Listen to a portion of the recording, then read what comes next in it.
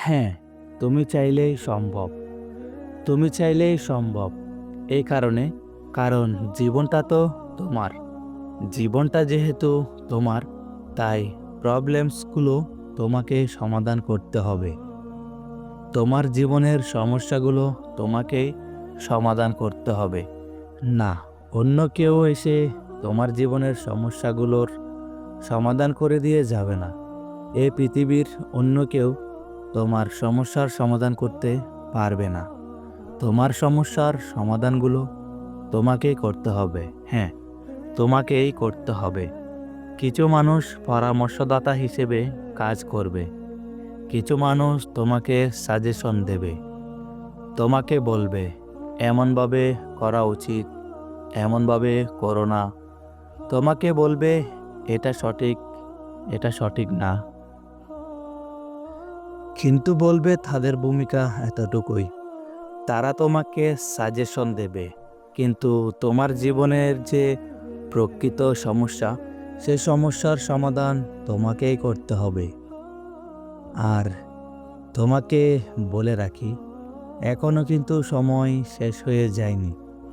এখনো সময় ফুরিয়ে যায়নি। এখনো অনেক কিছু বাকি আছে। এখনো অনেক সময় বাকি আছে।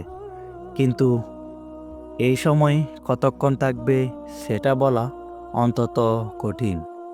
তার কারণ জন্মের তো একটা নির্ধারিত ডেট থাকলেও মৃত্যুর তো কোনো নির্ধারিত কোনো ডেট থাকে না। মৃত্যু যখন তখন চলে আসতে পারে। যখন তখন জীবনের সমাপ্তি ঘটে যেতে পারে।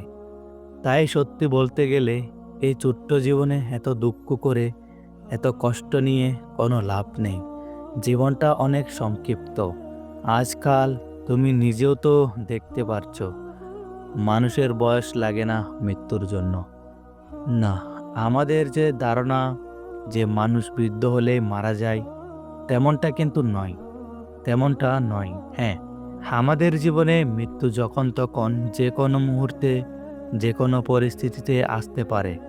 তাই তোমাকে বলি, জীবনটা কিন্তু অনেক সংক্ষিপ্ত। হ্যাঁ, জীবনটা অনেক সংক্ষিপ্ত। আর এই সংক্ষিপ্ত জীবনে এত দুঃখ, এত কষ্ট, এত হতাশা, এত টেনশন, এত ডিপ্রেশন করে কি হবে? কি হবে? জীবনটাকে সঠিক কাজে ব্যবহার করো। প্রিয় ভাই আমার, ছোট বোনটি আমার, হ্যাঁ, ছোট জীবনটাকে এমন কোনো কাজে ব্যবহার করো যা তোমার সুখের কারণ হতে পারে, যা তোমার দুঃখকে দূরে রাখতে পারে, যা তোমাকে সুখী করতে পারে। মনে রেখো, তোমার জীবনের সমস্যাগুলো তৃতীয় কোনো ব্যক্তি এসে সমাধান করে দেবে না। তোমার জীবনের সমস্যাগুলো তোমাকে সমাধান করতে হবে, আর তেমনটাই করতে হয়। কেউ কাউকে সাহায্য করার জন্য এগিয়ে আসে না, যতক্ষণ না সেই সাহায্যর মধ্যে কোনো স্বার্থ না থাকে। হ্যাঁ, বর্তমান বিশ্বকে স্বার্থপর বিশ্ব বললেও কোনো অংশে ভুল হবে না। তার কারণ এই বিশ্বের বেশিরভাগ মানুষই আজকাল স্বার্থপর। তাই অন্যের থেকে বেশি এক্সপেকটেশন রেখো না, বেশি আশা রেখো না। তোমার এই আশায় তোমার দুঃখ, তোমার কষ্ট, তোমার টেনশন, তোমার হতাশার কারণ হতে পারে। তাই অন্যের থেকে অতিরিক্ত আশা রেখো না। বিশ্বাসটা নিজের উপরে রাখো। বিশ্বাসটা এই পৃথিবীর পরিচালকের উপরে রাখো। হ্যাঁ, বিশ্বাস রাখো নিজের উপর। বিশ্বাস রাখো এই জগতের প্রতিপালকের উপর, এই পৃথিবীর পরিচালকের উপর। তোমার জীবনের নিয়ন্ত্রণকের উপরে বিশ্বাস রাখো। তোমার সময়টাকে সঠিক জায়গায় ব্যবহার করো। মনে রেখো, তোমার জীবনের সবথেকে গুরুত্বপূর্ণ উপহারই কিন্তু তোমার সময়। হ্যাঁ, এই পৃথিবীর পরিচালকের দেওয়া সবথেকে বড় উপহার হচ্ছে সময়। তাই তুমি তোমার সময়টাকে সঠিক জায়গায় ব্যবহার করো। এমন জায়গায় ব্যবহার করো যেন জীবনের শেষ পর্যায়ে গিয়ে কোনো আফসোস না হয়। যেন জীবনের শেষ পর্যায়ে গিয়ে কোনো হতাশার শিকার হতে না হয়, কোনো দুঃখের শিকার হতে না হয়, কোনো টেনশনের শিকার হতে না হয়। প্রিয় ভাই আমার, ছোট বোনটি আমার, মনে রেখো, আজ তুমি তোমার সময়কে যেই খাতে ব্যবহার করবে, সেই জায়গায় ব্যবহার করবে কাল তেমনি ফলটা পাবে। হ্যাঁ, আজ আমরা আমাদের সময়টাকে যে জায়গায় ব্যবহার করব, কাল তার ফল আমরা পাবো।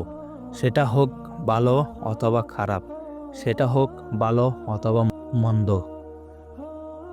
ফল তো আমাদের পেতেই হবে। প্রিয় ভাই আমার, তুমি চাইলেই সম্ভব। হ্যাঁ, তুমি চাইলেই সম্ভব। তুমি যদি চাও যে আমি সফল হব, তবে সেটাও সম্ভব। আবার তুমি যদি চাও যে আমি আমার মূল্যবান সময়টাকে হেলায় হারাবো, অবহেলার সহিত অতিবাহিত করব, সেটাও সম্ভব। অন্যের কাছে খারাপ হয়ে থাকো, অন্যদের কাছে খারাপ হয়ে থাকো, চিন্তা করো না। মনে রেখো, যারা একটু উচিত কথা বলে তারা কিন্তু এমনিতেই অন্যদের কাছে খারাপ থাকে, তাদেরকে অন্যরা খারাপ ভাবে। কিন্তু নিঃসন্দেহে এই পৃথিবীর পরিচালকের কাছে তোমার সম্মান, তোমার গুরুত্ব, তোমার ভালোবাসা ভিন্ন। জীবনে যতই সফল হয়ে যাও না কেন, যতই উপরে উঠে যাও না কেন, যত বড়ই হয়ে যাও না কেন, কখনোই অহংকার করো না। যারা সম্মান পাওয়ার যোগ্যতা রাখে তাদেরকে কখনোই অসম্মান করো না। যারা তোমাকে ভালোবাসে, যারা তোমার কাছ থেকে ভালোবাসা পাওয়ার যোগ্যতা রাখে, তাদেরকে কখনোই অসম্মান করো না, অবহেলা করো না। হ্যাঁ, অবহেলা করো না। এই পৃথিবীতে মানুষ পারে না এমন খুব কম কাজেরই অস্তিত্ব আছে। তাই তো তোমাকে বলি, তুমি চাইলেই সম্ভব। হ্যাঁ, তুমি চাইলেই সম্ভব।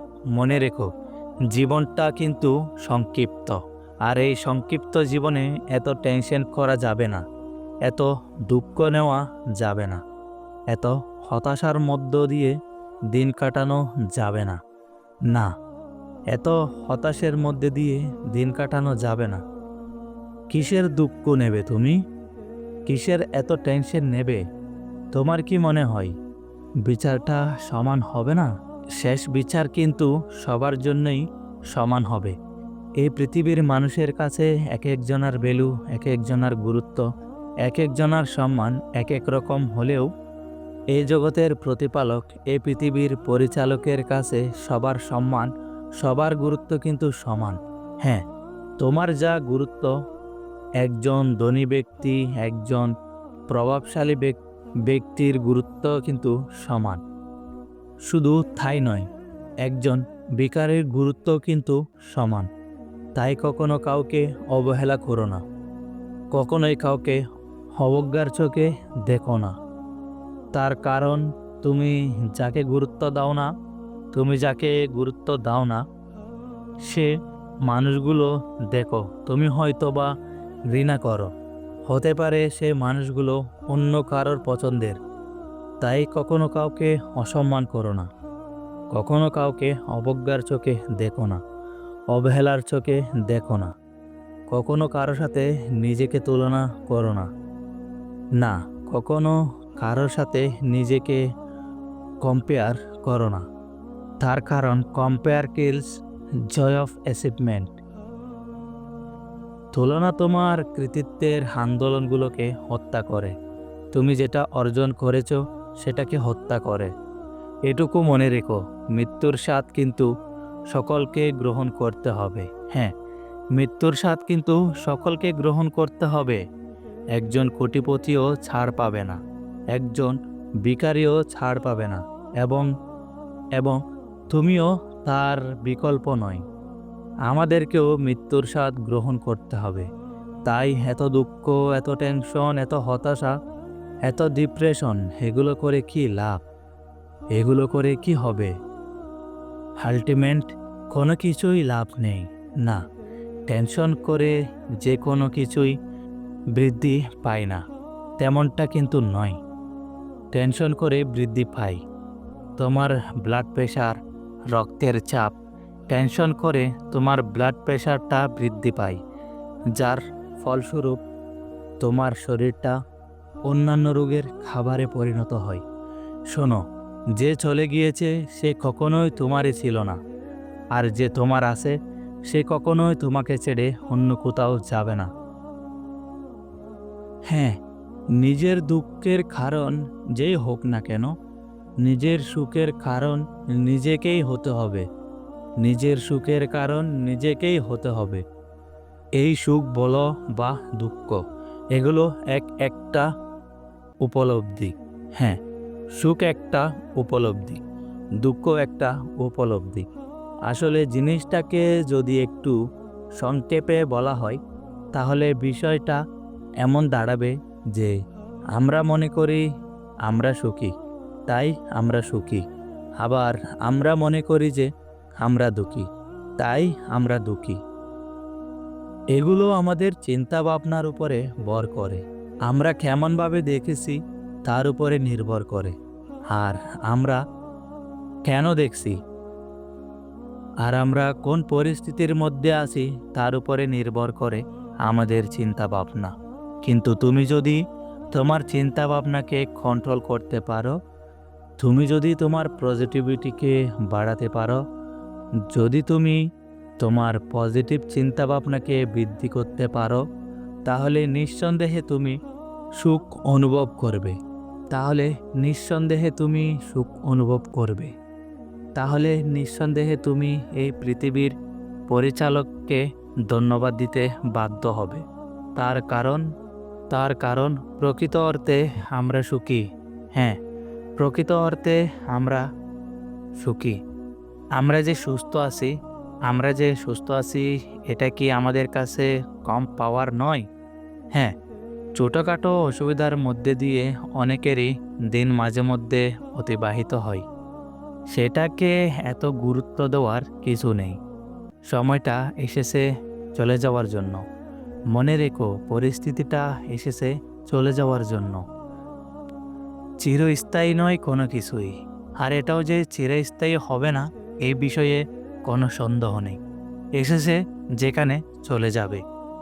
কোনো পরিস্থিতিকে এতটাও গুরুত্ব দিও না যা তোমার দুঃখের কারণ হতে পারে। হ্যাঁ, যা তোমার দুঃখের কারণ হতে পারে। কোনো পরিস্থিতিকে এতটাও গুরুত্ব দেওয়া উচিত নয়। কিছু কিছু সময়, কিছু কিছু পরিস্থিতি, কিছু কিছু সিচুয়েশন ইগনোর করা উচিত। ইগনোর এই শব্দটা হয়তো একটু সংক্ষিপ্ত, কিন্তু এর ক্ষমতা এবং পাওয়ার অনেক বেশি।